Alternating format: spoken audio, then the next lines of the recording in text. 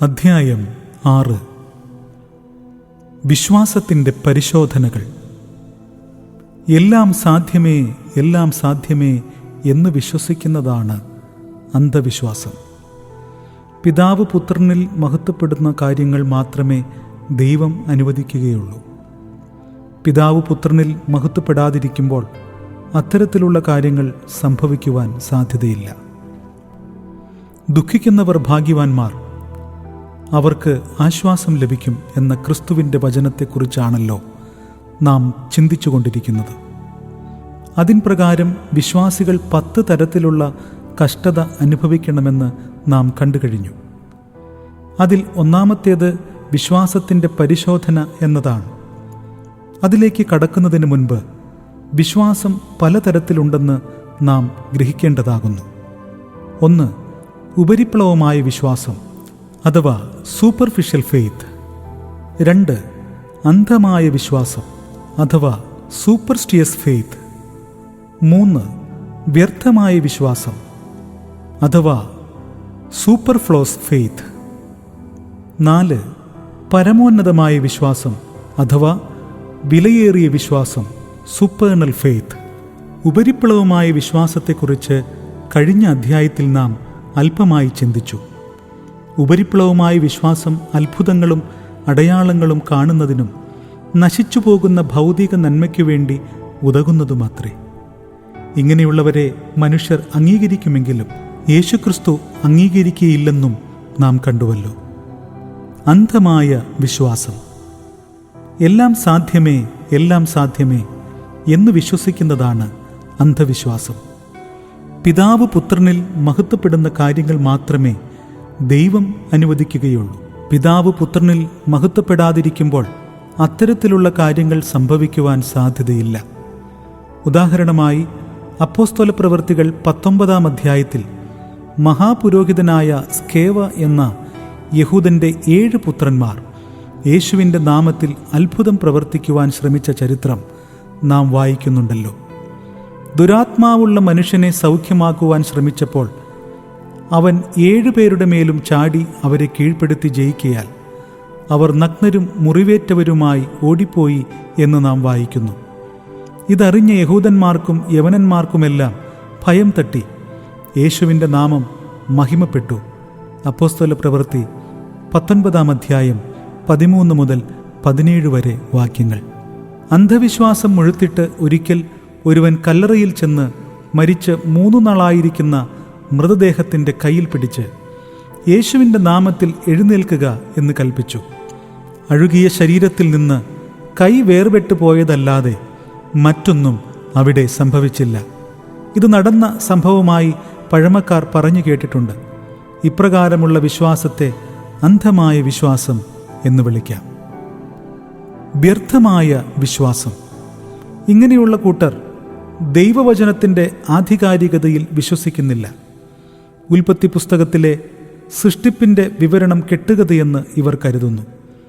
ചില എപ്പിസ്കോപ്പൽ സഭകളുടെ Sunday school പാഠാവലിയിൽ ഉൽപ്പത്തി 1 മുതൽ 10 വരെയുള്ള അധ്യായങ്ങൾ മിഥ്യയെന്ന് അഥവാ മിത്ത് എന്ന് പറഞ്ഞിരിക്കുന്നു. ഇയ്യോബിൻ്റെ പുസ്തകവും ദാനിയേലിൻ്റെ പുസ്തകവും വെറും നാടകങ്ങൾ ആണെന്നും ഇവർ പഠിപ്പിക്കുന്നു. വെളിപ്പാട് പുസ്തകം പേക്കിനാവ് എന്ന് വിശ്വസിക്കുന്നവരും ഇക്കാലത്തുണ്ടെന്ന് പറയുന്നതിൽ അത്ഭുതപ്പെടേണ്ടതില്ല. പഴയ പുതിയ നിയമപുസ്തകങ്ങളിൽ മോശയാലും യേശുക്രിസ്തുവിനാലും നടന്ന അത്ഭുതങ്ങൾ ജാലവിദ്യയെന്ന് പറയുവാനും ഇവർ മടിക്കുന്നില്ല. ഇവരെക്കുറിച്ച് യേശുക്രിസ്തു പറയുന്നത് ഇപ്രകാരമാണ്: മാനുഷ കൽപ്പനകളായ ഉപദേശങ്ങളെ അവർ പഠിപ്പിക്കുന്നതുകൊണ്ട് എന്നെ വ്യർത്ഥമായി ഭജിക്കുന്നു. ഇവരെ ക്രിസ്തീയ മണ്ഡലത്തിലെ വെൺചിതലുകൾ എന്ന് വിശേഷിപ്പിക്കാം. ക്രൈസ്തവ ഗോളത്തിലെ സഭാ സംഘടനകളുടെ ഉള്ളിൽ വസിച്ച് അതിനെ കാർന്നു തിന്നുകൊണ്ടിരിക്കുകയാണിവർ. അത് നിലം പൊത്തുമ്പോൾ മാത്രമേ വെൺചിതലുകൾ അതിനുള്ളിൽ ഉണ്ടായിരുന്നുവെന്ന് മനസ്സിലാവുകയുള്ളൂ. ഇവരെ കൂടാതെ മരംകൊത്തികൾ, വുഡ്പക്കേഴ്സ് എന്ന ഒരു കൂട്ടരും ഉണ്ട്. ഇവർ സത്യവിശ്വാസത്തെ കൊത്തിപ്പറിക്കുവാൻ ശ്രമിക്കുന്നവരാണ്. പരമോന്നതമായ വിശ്വാസം അഥവാ വിലയേറിയ വിശ്വാസം. ഇതിനെക്കുറിച്ച് അപ്പോസ്തലനായ പത്രോസ് തൻ്റെ 1-ാം ലേഖനത്തിലും 2-ാം ലേഖനത്തിലും ഇങ്ങനെ വിവരിക്കുന്നു: ഞങ്ങൾക്ക് ലഭിച്ചതുപോലെ അതേ വിലയേറിയ വിശ്വാസം ലഭിച്ചവർക്ക് എഴുതുന്നത്. 2 പത്രോസ് 1-ാം അധ്യായം 1-ാം വാക്യം. തുടർന്നും അദ്ദേഹം പറയുന്നു: അഴിഞ്ഞു പോകുന്നതും തീയിൽ ശോധന കഴിക്കുന്നതുമായ പൊന്നിനേക്കാൾ നിങ്ങളുടെ വിശ്വാസത്തിൻ്റെ പരിശോധന വിലയേറിയതെന്ന് യേശുക്രിസ്തുവിൻ്റെ പ്രത്യക്ഷതയിൽ പുകഴ്ചയ്ക്കും തേജസ്സിനും മാനത്തിനുമായി കാൺമാൻ അങ്ങനെ ഇടവരും. 1 പത്രോസ് 1-ാം അധ്യായം 7-ാം വാക്യം. വിലയേറിയ വിശ്വാസം ലഭിക്കാത്ത ആർക്കും ക്രിസ്തുവിൻ്റെ ശരീരമായ സഭയുടെ അംഗമായിരിക്കുവാൻ കഴിയുകയില്ല. അതിനെ ദൈവം പരിശോധിക്കുക തന്നെ ചെയ്യും. അതേക്കുറിച്ച് അപ്പോസ്തലനായ പൗലോസ് ഇപ്രകാരമാണ് പറഞ്ഞിരിക്കുന്നത്: എനിക്ക് ശക്തി നൽകിയ ക്രിസ്തു യേശു എന്ന നമ്മുടെ കർത്താവ് എന്നെ വിശ്വസ്തൻ എന്നെണ്ണി ശുശ്രൂഷയ്ക്കാക്കി. 1 തീമോഥെയോസ് 1-ാം അധ്യായം 12-ാം വാക്യം. പഴയ നിയമത്തിലും പുതിയ നിയമത്തിലും സ്വർഗീയ ശുശ്രൂഷയ്ക്ക് നിയമിക്കപ്പെടുന്നവർ സ്വർഗീയ യൂണിവേഴ്സിറ്റിയിലെ 2 ക്ലാസുകൾ പാസ്സായിരിക്കണമെന്ന് വിശുദ്ധ വേദപുസ്തകം പഠിപ്പിക്കുന്നു. ഇതിൽ ഒന്നാമത്തേതിനെ പ്രലോഭനത്തിൻ്റെ ക്ലാസ് എന്നും 2-ാമത്തേതിനെ പരിശോധനയുടെ ക്ലാസ് എന്നും വിളിക്കാം. മേൽപ്പറഞ്ഞ ക്ലാസുകൾ പാസ്സാകാത്ത ആരെയും ദൈവം ശുശ്രൂഷയ്ക്ക് ആക്കിയതായി കാണുന്നില്ല. തോൽവി അടയുന്നവരെല്ലാം പുറന്തള്ളപ്പെടുകയാണ് ചെയ്യുന്നത്. കർത്താവായ യേശുക്രിസ്തുവും ഈ 2 ക്ലാസുകളിലൂടെ കടന്നുപോയി. യേശു തൻ്റെ പ്രവൃത്തി തുടങ്ങും മുൻപ് പിശാചിനാൽ പരീക്ഷിക്കപ്പെടേണ്ടതിന് ആത്മാവ് മരുഭൂമിയിലേക്ക് നടത്തി. കൺമോഹം, ജഡമോഹം, ജീവനത്തിൻ്റെ പ്രതാപം എന്നീ 3 അവസ്ഥകളിൽ കൂടി കർത്താവിനെ കീഴടക്കുവാൻ പിശാച് ശ്രമിച്ചെങ്കിലും വചനത്താൽ അവനെ തോൽപ്പിക്കുകയത്രേ ചെയ്തത്. മനുഷ്യൻ്റെ പരീക്ഷയും ക്രിസ്തുവിനുണ്ടായ പരീക്ഷയും വ്യത്യസ്ത നിലകളിലാണ് നാം കാണേണ്ടത്. മേൽപ്പറഞ്ഞ 3 കാരണം കൊണ്ട് പിതാവായ ദൈവത്തോട് ക്രിസ്തു ചെയ്ത ഉടമ്പടിയിൽ ലംഘനം വരുത്തുവാനാണ് പിശാച് ശ്രമിക്കുന്നത്. യേശു ദൈവമായിരിക്കെ ദൈവത്തോടുള്ള സമത്വം വിട്ടുകളഞ്ഞാണ് ഭൂമിയിലേക്ക് വന്നത്. യേശുവിന് പിതാവിനെ പോലുള്ളതായ എല്ലാ അവകാശങ്ങളും ഉണ്ടായിരുന്നു. പിതാവ് ചെയ്യുന്ന എല്ലാ കാര്യങ്ങളും പുത്രനും ചെയ്യുമെന്ന് പറഞ്ഞിരിക്കുന്നു. യോഹന്നാൻ്റെ സുവിശേഷം 5-ാം അധ്യായം 5-ാം വാക്യം മുതൽ 23-ാം വാക്യം വരെ. എന്നാൽ ദൈവത്തോടുള്ള സമത്വം വിട്ടുകളഞ്ഞ് ഭൂമിയിലേക്ക് വന്നതിനാൽ തൻ്റെ പ്രവൃത്തി തികച്ച് പിതാവിൻ്റെ മഹത്വത്തിലേക്ക് ചെല്ലുന്നതുവരെയും തനിക്കു വേണ്ടി യേശുവിന് ദൈവശക്തി ഒന്നും ഉപയോഗിക്കുവാൻ പാടില്ലായിരുന്നു. യേശു തനിക്കു വേണ്ടി ദൈവശക്തി ഉപയോഗിക്കുമോ എന്ന് ടെസ്റ്റ് ചെയ്യുവാനാണ് പിശാച് പ്രലോഭനങ്ങളുമായി കർത്താവിനോട് അടുത്തു വന്നത്. വിശന്നപ്പോൾ അത്തിവൃക്ഷത്തിൻ്റെ ഇല പൊക്കി നോക്കുവാനും ദാഹിച്ചപ്പോൾ ശമര്യാസ്ത്രീയോട് വെള്ളം ചോദിക്കാനുമേ തനിക്ക് അധികാരമുണ്ടായിരുന്നുള്ളൂ. തൻ്റെ ജഡത്തിൻ്റെ ആവശ്യത്തിനായി അത്ഭുതങ്ങൾ പ്രവർത്തിക്കുവാൻ പാടില്ലായിരുന്നു. വിശപ്പെന്നു പറയുന്നത് ജഡത്തിൻ്റെ ആവശ്യമാണ്.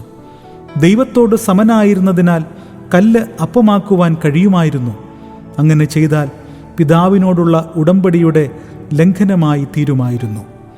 ക്രൂശിലെ മരണത്തോളം പിതാവിനോട് അനുസരണമുള്ളവനായിരിക്കണമെന്നുള്ളതിനാൽ തനിക്കു വേണ്ടി അത്ഭുതങ്ങൾ ചെയ്തില്ല. മേൽപ്പറഞ്ഞ കാര്യങ്ങൾ തെറ്റിദ്ധരിച്ച് ചില സഭാ സംഘടന പ്രവർത്തകർ യേശുവും നമുക്ക് തുല്യമായി എല്ലാ പാപങ്ങളിലും പരീക്ഷിക്കപ്പെട്ടുവെന്ന് ദൈവദൂഷണം പറയുന്നു. എന്നാൽ മനുഷ്യനെ സംബന്ധിച്ചിടത്തോളം പരീക്ഷയുടെ വിഷയങ്ങൾക്ക് വ്യത്യാസമുണ്ട്. പരീക്ഷിക്കപ്പെടുന്നതിന് തുല്യതയുണ്ടെന്ന് മാത്രം. 1-ാം ക്ലാസ്സിൽ പഠിക്കുന്ന കുട്ടിക്കും IAS എഴുതുന്ന ആളിനും പരീക്ഷയുണ്ട്.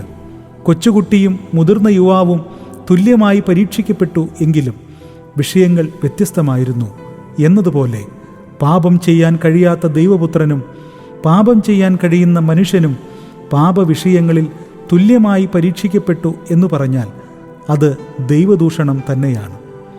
യേശുവിൻ്റേത് ദൈവത്തോടുള്ള സമത്വവും മനുഷ്യൻ്റേത് പാപവിഷയങ്ങളുമാണ്.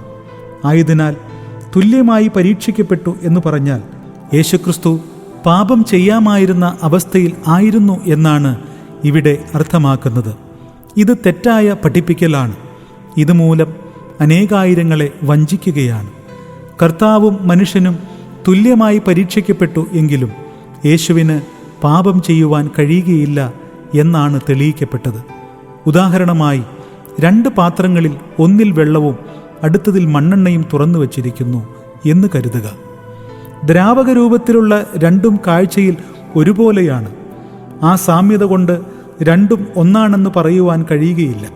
വെള്ളം ഏതാണെന്നും മണ്ണെണ്ണ ഏതാണെന്നും തെളിയിക്കുവാൻ ഒരാളോട് ആവശ്യപ്പെട്ടാൽ ആ മനുഷ്യൻ 2 തീപ്പെട്ടിക്കമ്പുകൾ കത്തിച്ച് രണ്ടിലേക്കും എറിയുന്നു എന്ന് വിചാരിക്കുക. വെള്ളത്തിൽ വീണ കമ്പ് കെട്ടുപോകുകയും മണ്ണെണ്ണയിൽ വീണത് ആളിക്കത്തുകയും ചെയ്യും. ഇതിൻ്റെ അർത്ഥം വെള്ളത്തിന് കത്തുവാൻ കഴിയുകയില്ല എന്നതാണ്. ഇതുപോലെ യേശുവും മനുഷ്യനും പ്രലോഭനത്തിലൂടെ കടന്നു പോകുമ്പോൾ യേശുവിനും പാപം ചെയ്യുവാൻ കഴിയുകയില്ലെന്നും മനുഷ്യന് കഴിയുമെന്നും തെളിയിക്കപ്പെടുകയാണിവിടെ. പ്രലോഭനങ്ങളുടെ 1-ാം ക്ലാസ്സിലെ ക്ലാസ് ടീച്ചർ എപ്പോഴും പിശാചായിരിക്കും. ജയിച്ചയാളിനെ അടുത്ത ക്ലാസ്സിലേക്ക് പ്രൊമോട്ട് ചെയ്യുക എന്നതാണ് അടുത്ത പടി. 2-ാം ക്ലാസ്സിൽ യേശുവിനെ ഗത്സമന മുതൽ കാൽവറി വരെ പിതാവ് പരിശോധിച്ചു. ഇതിനെ പരിശോധനയുടെ ക്ലാസ് എന്ന് വിളിക്കുന്നു.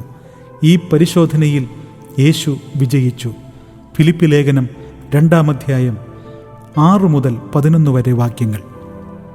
മേൽപ്പറഞ്ഞ സംഗതിയിൽ നിന്ന് നാം മനസ്സിലാക്കേണ്ടത് പരീക്ഷയിലും പരിശോധനയിലും ജയിച്ച കർത്താവിനെയാണ് എന്നേക്കും മഹാപുരോഹിതനായും മനുഷ്യർക്കും ദൈവത്തിനും മധ്യേ മധ്യസ്ഥനായും ശുശ്രൂഷ ചെയ്യുവാൻ നിയമിക്കപ്പെട്ടിരിക്കുന്നത് എന്നാണ്. കർത്താവിന് ഈ 2 ക്ലാസുകളിൽ ജയിച്ചെങ്കിൽ മാത്രമേ ശുശ്രൂഷയ്ക്ക് യോഗ്യത നേടുവാൻ കഴിയുമായിരുന്നുള്ളൂ.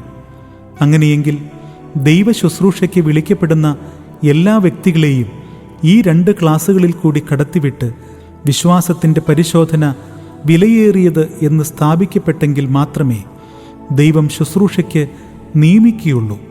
തോൽവിയടയുന്നവനെ മനുഷ്യർ ശുശ്രൂഷയ്ക്ക് ആക്കി വയ്ക്കുന്നുവെങ്കിലും ദൈവം അവരെ അംഗീകരിക്കുന്നില്ല. ഇന്നത്തെ ഓഡിയോ ബുക്ക് ICPF ആന്തത്തോടുകൂടി അവസാനിക്കുന്നു. അടുത്ത എപ്പിസോഡിൽ വീണ്ടും കാണാം. ദൈവം നിങ്ങളേവരെയും അനുഗ്രഹിക്കട്ടെ.